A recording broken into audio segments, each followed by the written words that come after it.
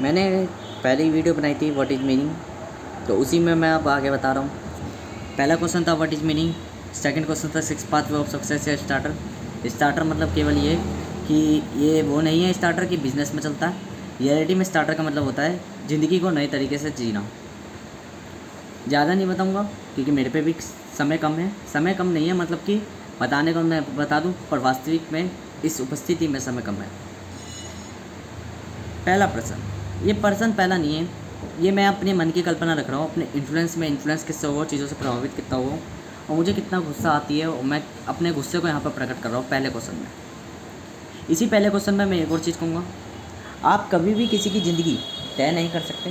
ये एक universal statement है। आप कभी भी किसी की ज़िंदगी नहीं बना सकते, ना ही दावा कर सकते। व्यक्ति स्वयं अपनी ज़िंदगी बनाता है। ये यूनिवर्सल लॉ है।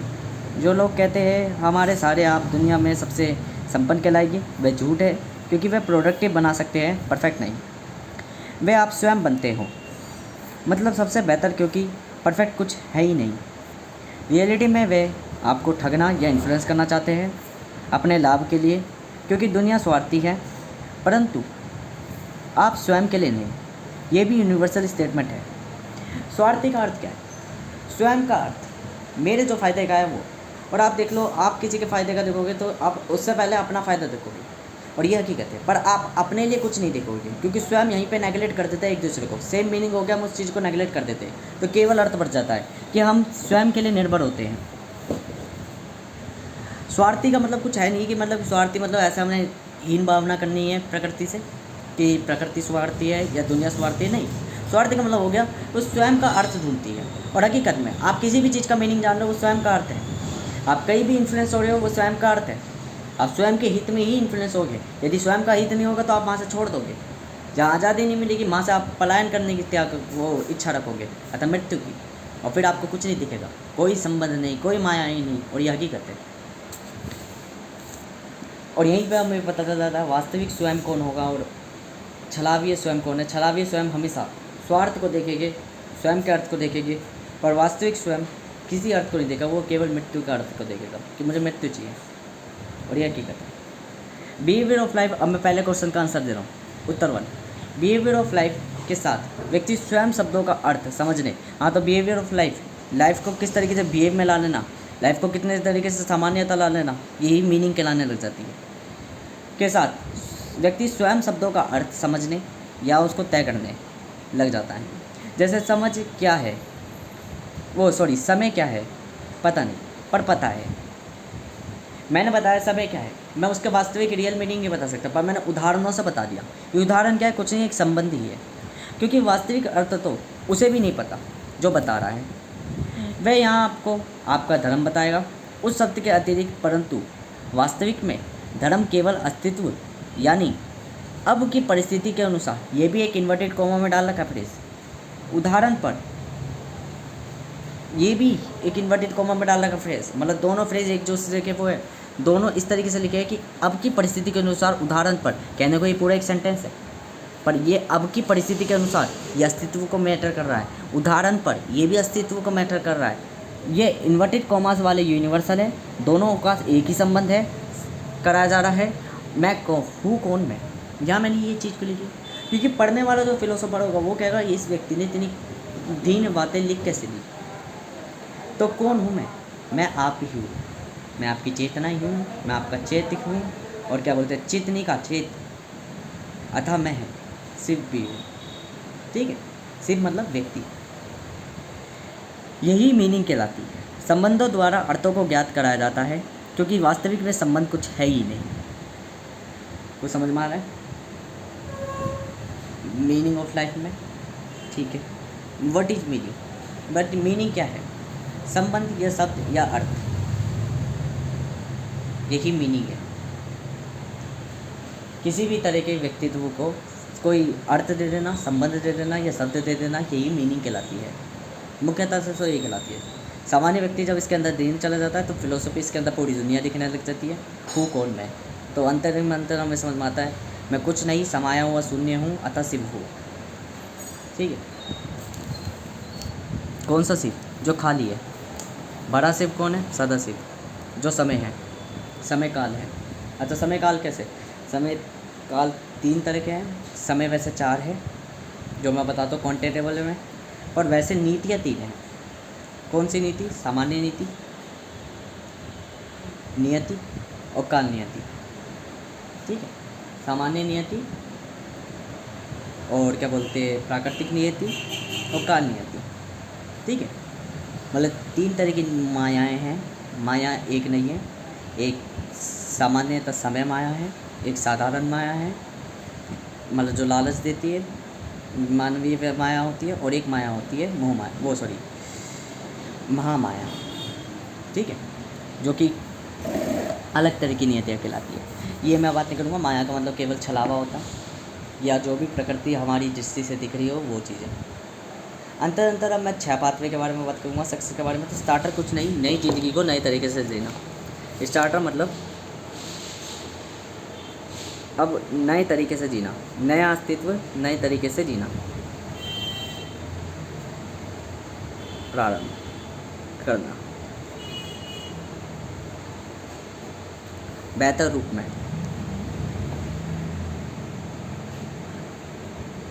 अब मैं एक चीज़ और बता दूँ, अंतिम और अंतिम। ये तो हो गई, चलो ठीक है। अब उत्तर 2 दे रहा हूँ मैं। उत्तर 2 ज़्यादा लंबा नहीं खींचूँगा इसको, वरना मैं ऐसे करके 40 पेज भी पढ़ सकता हूँ।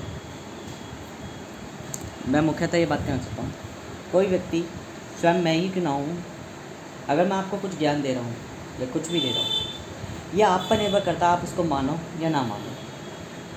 मैं आपकी ज़िंदगी तय नहीं कर सकता। क्यों? यदि मैं कहूँ कि मेरी नीतियों का उल्लंघन करोगे तो कामयाब कभी नहीं हो पाओगे। तो हकीकत वास्तविक आप समझ लो, क्योंकि मैं कभी किसी को ठगने नहीं बैठा। इसलिए पुराने भारत में ये देखा होगा कि शिक्षा जब दी जाती थी तो गुरु कभी कुछ नहीं मांगता था। दान का मतलब केवल ये होता है, भिक्षा का मतलब केवल ये दीक्षा का मतलब केवल ये होता है, शिष्य स्वयं अपनी इच्छा से दे। गुरु अगर मांग रहा है तो वो अधर्म है। जैसे आप महाभारत में द्रोणाचार्य को ले सकते हो। द्रोणाचार्य ने बिन शिक्षा दिए केवल अंगूठा मांगा। तो अंगूठा, ये एक चीज़ समझो, मैं आपको एक चीज़ समझा दूँ मुख्यतः। ये आपका भगवत गाने वाला गीता व्यक्ति क्यों ना हो या कृष्ण ही क्यों ना हो, काल नियतियों का मैं थोड़ा चक्कर बता दूँ। ये अंगूठा मांगा, ये अंगूठे की शेप कभी देखी है?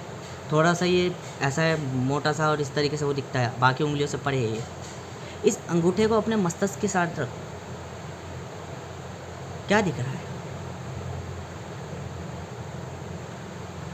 ऐसा दिख रहा है ना, ये थोड़ी पतली सी चीज़ और ये थोड़ी मोटी सी चीज़। अंगूठे में भी क्या दिखता है?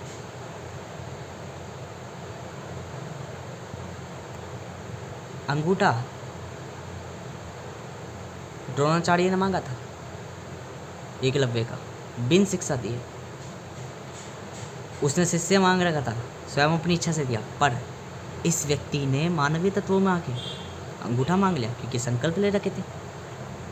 संकल्प मैटर नहीं करते।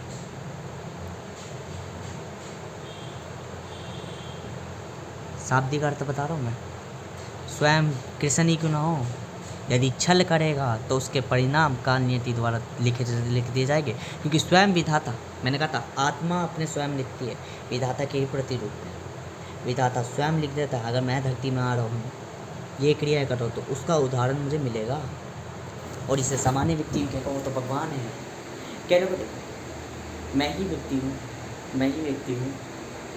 अगर मैं चाहूँ अपनी इच्छा से है, तो कोई व्यक्ति कितना भी बड़ा श्राप नचा ले, कोई भी तरीके के ना जाए, सब मेरी माला बन जाएगी मेरे गले में, कोई कुछ नहीं कर पाएगा।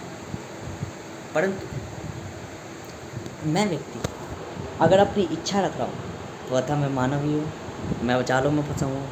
तो मैंने नीतियाँ ऐसी लिख रखी है कि मैं चाह कर भी उन श्रापों से मुक्त नहीं हो सकता। परंतु यदि मैं अपनी इच्छा रखूँ, मैं आदेश दे दूँ कि मेरे को कोई श्राप नहीं चढ़ेगा, तो किसी ब्रह्मांड के तत्व में इतनी शक्ति नहीं कि वे मेरे को श्रापित कर दे। इतना वास किसी में भी नहीं। परंतु मेरी नीतियाँ लिखती है कि अगर मैं ये चीज़ें करूँ तो उस समय मैं अपने आप को भूल जाऊँ, और अगर मैं अपने आप को भूल गया तो मुझे मानव की तरह नचाया जा सकता है। ठीक है, तो मुख्यतः मैंने नीतियाँ ऐसी लिख रखी है जो कॉन्ट्राडिक्ट अपना, ठीक है, परंतु वो समय कालों पे होते हैं, यहीं से समय पैदा हो जाता है। हाँ जी, मैं आपको समय का ही ज्ञान बताने चला हूँ इन 3-4 वीडियो में पूर्ण रूप से। समय कहलाता क्या है, ठीक है, वास्तविक रूप में उदाहरण दे जा रहा हूँ मैंने समय का। अगर मैं बात करूँ तो देखा ना, अंगूठा तो शिक्षा जो है ना, शिष्य दीक्षा अपनी मर्जी से देता है, दान अपनी मर्जी, वो जो गुरु दक्षिणा लिए, गुरु दक्षिणा अपनी मर्जी से देता है। यदि गुरु हल्का सा भी जिक्र कर देना मुझे गुरु दक्षिणा दो, तो वहीं से वो पता चलता है कि गुरु नहीं है, ये छलिए व्यक्ति है। क्योंकि गुरु का मतलब होता है बिन स्वार्थ के सिर्फ देना ही देना। इसलिए एक गुरु की गोद में विकास और विनाश दोनों चलते, क्योंकि विकास और विनाश एक ही है और एक दूसरे का उलट रूप है। स्वयं और अहम, व्यक्ति एक ही है पर स्वयं और अहम एक प्रभावित होकर आया है और एक बिन प्रभावितता के पैदा हुआ है। एक स्वयं ईश्वर है और एक परमेश्वर है, ठीक है। दोनों एक ही बाप के, एक ही माँ के औलाद हैं, परंतु दोनों में विभिन्नताएँ हैं। एक नियतियों का पालन करता है, दूसरा नियतियों का पालन नहीं करता है, ठीक है। तो यही चीज़ मैं बताना चाहता हूँ कि जहाँ गुरु अगर शिक्षा मांग, वो दक्षिणा मांगने लग जाए, तो वहीं समझ जाओ वो गुरु नहीं है, वो प्रभावित हो चुका है, वो अब एक मानव है, वो अब कुछ दे भी नहीं है। गुरु अपनी इच्छा से देता है, उसको मज़ा आता है, उसको आनंद आता है ज्ञान देने में। तो स्वार्थी तो वो भी है कि वो अपनी इच्छा पूर्ण कर रहा है, पर वो स्वार्थ कहाँ पे दिख रहा है उसका, कि स्वयं के लिए, ना कि किसी को हानि के लिए या किसी से कुछ लाभ उठाने के लिए। वो स्वयं के लाभ के लिए शिक्षा दे रहा है, क्योंकि उसको आनंद मिल रहा है पढ़ाने में, ठीक है। ये गुरु के लाभ कि इनकी वास्तविकता ही इनकी गुरु है, पहचान ही इनकी गुरु है। एक व्यक्ति होता है पैसे में, ये सब चीज़ें तो मैं आज भी बता दूँ। आपका व्यवसाय अगर गुरु रूपी कहलाता है, तो व्यवसाय में आप गुरु रूपी कह सकते हो, पर अपने वास्तविक अस्तित्व को गुरु रूपी नहीं कह सकते। ये मैं हकीकत बता रहा हूँ। अगर तभी तो मैंने कही थी, जिस दिन मैं अपना ज्ञान बेचने लग गया, उस दिन मैं अपनी इच्छा त्याग दूँगा, मतलब जीने की इच्छा त्याग दूँगा। और ये हकीकत है कि मैं दुख तब लेता हूँ जब मैं कोई चीज़ बेच रहा होता हूँ या अध्ययन कर रहा हूँ, तो ठीक है। स्वयं की इच्छा में तो मुझे कोई चीज़ पलायन करा ही नहीं सकती, मृत्यु दे ही नहीं सकती।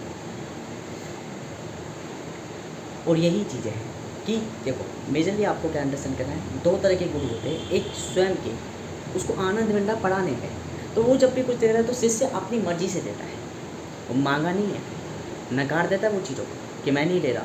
जैसे मान के चलो, किसी ने अगर मुझे 15-20 रुपये दिए कि तुम रख लो, तुमने इतनी मेहनत करी, तो मैं पता क्या करता था, कुत्तों को खाना खिलाता करता था कि कोई दिक्कत नहीं, उस व्यक्ति का पुण्य उसको लग जाए, मेरे द्वारा नहीं लगा, उसी के द्वारा लगा। उसने मुझे दिया तभी मैं उसको दे पाया कुत्ते को। मैं क्या था, हरामी था, मैं क्या था, पापी था, मैं क्या था, स्वार्थी था कि अपनी जेब से 1 भी रुपये खर्च नहीं करता। पर जिसने मुझे दिया वो मेरे पे डिपेंड कर दिया, मैंने दे दिया।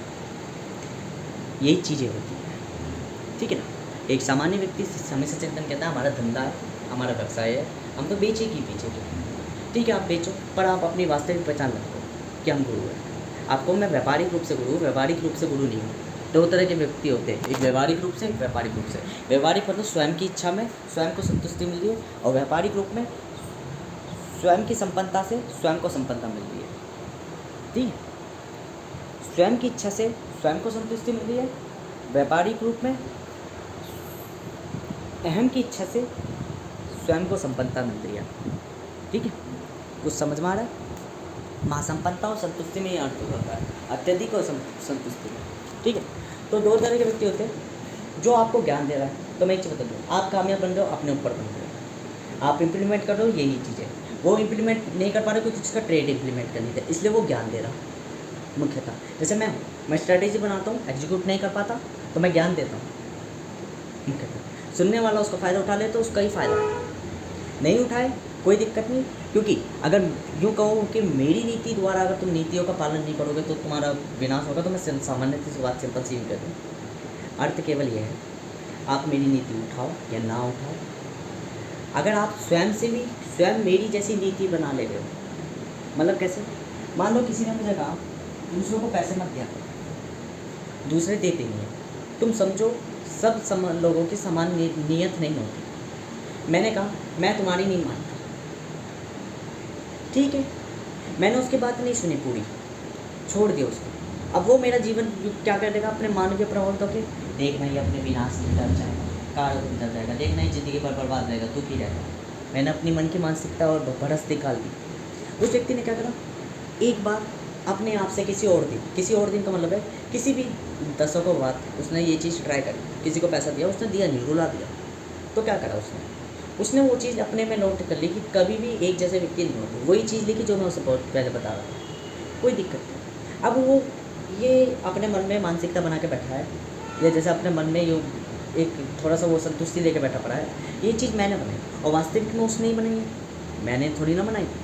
ना ही मैंने उसे, बस मैं तो सिर्फ दे रहा था समय से पहले, उसने ली नहीं, क्योंकि देखो समय था नहीं उसका। मैं आज आपको कहूँ कि स्वास्थ्य को बेहतर कर लो, वरना आने वाले 10 साल बाद तुम बीमारियों में पड़ जाओगे। आप कह रहे हो मैं तो चंगा हूँ, क्यों करूँ स्वास्थ्य बेहतर, जैसा है वैसा ठीक है, क्योंकि अभी समय नहीं था। अभी समय अगर होता भी तो क्या होता, जो घटनाएं थी मैं उसको टाल रहा था, तो मैं तो संतुलन बिगाड़ रहा था। तो प्रकृति ने उसको इस तरीके से इन्फ्लुएंस कर दिया, वो मेरी मानेगा ही नहीं। 10 साल बाद जब उसको होगा तो अब भी कुछ नहीं किया, अब उसने अपना स्वास्थ्य बेहतर करने लगे, क्योंकि उसको दिख गया तो उसने स्वास्थ्य बेहतर करता चला गया। और यहीं से लाइफ का पता चल गया कि समय आते ही उसने वो चीज़ प्रारंभ कर दी, उसे अकल आ चुकी। अकल समय के संग आती है।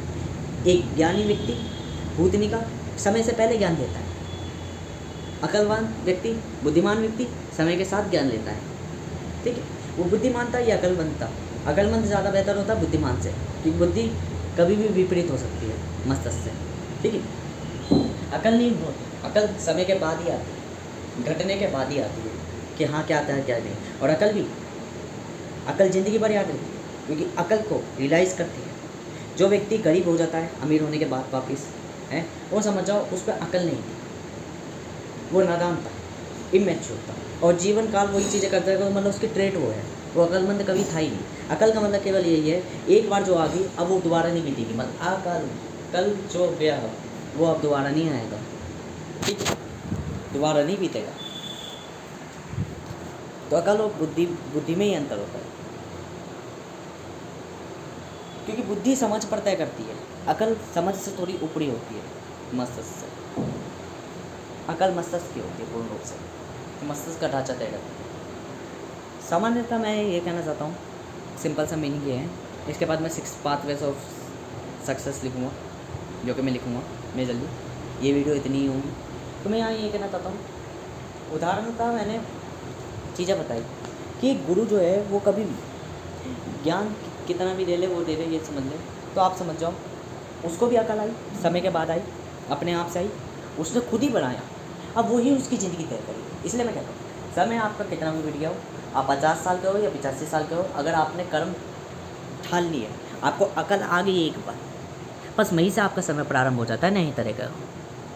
मतलब मैं कहने वाला व्यक्ति हूँ, दुनिया आपको दिखाएगी, उम्र निकल जाएगी तो फिर आप कुछ नहीं कर पाओगे, ऐसा हकीकत में दुनिया को लगता है। वास्तविक यूनिवर्सल लॉस अलग होते हैं। दुनिया में वो कर्ण भी हैं जिन्होंने ब्रह्मांड की उत्पत्ति करी है, जो अपनी अंतिम चरण में आ चुके थे। समझ रहे हो, अंतिम चरण का मतलब 99 साल की आयु पे आ चुके थे और 100वें साल में उनकी मृत्यु तय थी, परंतु एक ही साल में वो काम कर गए जो 99 साल में नहीं करके गए थे। ऐसे ऐसे तत्व पनपे हैं धरती में। तत्व का अर्थ ये केवल ये नहीं है कि मानव, तत्व का अर्थ मेरा ये भी है सेलेस्टियल बॉडी भी ऐसी ऐसी पनपी है जिनका अंत तय था और उनके अंत ने ब्रह्मांड की उत्पत्ति का कारक बने हैं। मैं दीर्घकालिक सोच लेता हूँ क्योंकि मैं सब कुछ जानता हूँ, ठीक है। तो नेचुरली आपको ये समझ में आना चाहिए कि ये ऐसे मानव की कल्पना है, क्योंकि वो आपसे व्यापारिक रूप संबंध रखते हैं। 2 तरह के संबंध होते हैं, व्यवहारिक संबंध, व्यापारिक संबंध। व्यवहारिक गुरु जो होता है वो कभी भी दक्षिणा नहीं मांगता, क्योंकि उसकी संतुष्टि उसकी स्वयं की इच्छा होती है, उसको मज़ा आ रहा होता है, उसको उसका सुख वहीं मिल रहा होता है, तब वो देता है। और आप कामयाब बनते हो कभी भी किसी और के नहीं कहने पे, किसी और का मतलब आपका गुरु ही क्यों ना है, नहीं कहने पर बनते। अगर व्यापारिक संबंध होगा तो हाँ बन जाओगे उसके अनुसार। जिस समय आप उस पर लालछन उठा दोगे कि तुमने मुझे यहाँ बांध दिया, तुमने जो मुझे धन के पीछे पकड़ा दिया, वहीं से वो आपका कट्टर शत्रु बन जाएगा और वो आपकी मृत्यु का प्रारंभ करेगा, अतः पलायन का। वो पलायन क्या होगा, धरती से हटाना, वो आपके अंत का कारण बन जाएगा, ठीक है। तो एक गुरु विनाश का कारण बोल सकता है। तो व्यापारिक मत बोलो, व्यवहारिक जो थे पहले थे, आज नहीं पनपते, ठीक है, आज का समय अलग है, परंतु मैं तो व्यवहारिक हूँ, क्योंकि मैं कभी भी किसी को ज्ञान देने के बाद यूँ नहीं करता कि भाई मैं संबंध रख रहा हूँ कि भाई वो है। नहीं माना, ठीक है, मैं मानव हूँ, प्रभावित हो जाता हूँ। तो मेरे ना तो कोई मुझे तय कर सकता और ना ही वो। इसलिए देखना, मैंने ये खाते के बाद जब क्या बोलते, मुझे लगा ना कोई स्वयं बनने को राज़ी नहीं है, कोई शिष्य बनने को राज़ी नहीं है, तो मैं स्वयं का ही शिष्य बन गया, कि मैं खुद ही एग्जीक्यूटर बन गया, इम्प्लीमेंट करने वाला बन गया। तो ओनर भी ऐसे ही बनते हैं। ओनर क्यों सबसे अलग कहलाता है, ओनर क्यों सबसे रूल करते हैं? तो यूनिवर्सल लॉ समझो हमेशा, ओनर स्टार्टर ही अकेले बनते हैं। दुनिया उनको कहती है हम तुम्हारे साथ नहीं दे सकते, तुम डंप हो। बट जब वो स्टार्टर कर लेते हैं, फिर वो कभी भी किसी को अपने बराबर ही रखते, क्योंकि जब पिछला समय था उस समय सब ने उनके साथ नहीं दिया, पार्टनरशिप नहीं दी। तो अब जब संपन्न हो चुके, सबको दिखने लग गया, अब आप पार्टनर बनने आए हो, अब क्या फ़ायदा पार्टनर बनने का? जब थी ज़रूरत तब बने नहीं। तो इसलिए एक ओनर थोड़ा स्वार्थी हो जाता है। पर मेरे हिसाब से रियल ओनर अलग अलग आते हैं। देखो, मीनिंग इन्फ्लुएंस हो जाती है। इन्फ्लुएंस का मतलब है वास्तविकता अपनी भूल जाती है और हकीकत है। व्यवहारिक लोग कुछ ही पनपते हैं, व्यापारिक लोग बतेरे पनपते हैं। व्यापारिक मतलब धंधे करने वाले रंडी पैसा वाले होते हैं ये वैसे। और मैं इनको सामान्यतः इसलिए कहता हूँ क्योंकि इन्फ्लुएंसर होते हैं। इनको खुद भी मानना पड़ेगा। जिस दिन ये खुद मान लेते हैं कि हम व्यापारी नाम से एक रंडी पैसा करते हैं, केवल हम एक असली गुरु कहलाने के लायक नहीं है, उस दिन समझ जाओ ये व्यवहारिक रूप में परिवर्तित हो गए। क्योंकि जो ये चीज़ जान लेता है कि मेरा अस्तित्व क्या है, वही वास्तविक दिव्य कहलाता है। बल्कि जो कहता है कि आई एम द गॉड, वो मानवी है मात्र, क्योंकि वो अपनी इच्छा को रख के कह रहा है कि मैं एक सुपीरियर व्यक्ति हूँ। कहना है तो वो कहो ना कि मैं एक निचला व्यक्ति हूँ, निचले पद का व्यक्ति हूँ। जो ये कहता है वो अपनी वास्तविकता जान जाता है, क्योंकि वास्तविक में वो निचला पद ही कहलाता है। हर एक व्यक्ति निचला कहलाता है, हर एक व्यक्ति नालायक कहलाता है। क्योंकि नालायक का मतलब है पर्टिकुलर फील्ड में लायक, बाकी सबके लिए नालायक। ये है यूनिवर्सल स्टेटमेंट्स। अब मैं लिखूँगा 6 पाथवे ऑफ सक्सेस। इससे पहले जो मैंने ये सारी चीज़ें बताई थी, ये बताई थी कि आप कभी भी किसी की ज़िंदगी तय नहीं कर सकते। You don't decide other person क्या बनेंगे वो।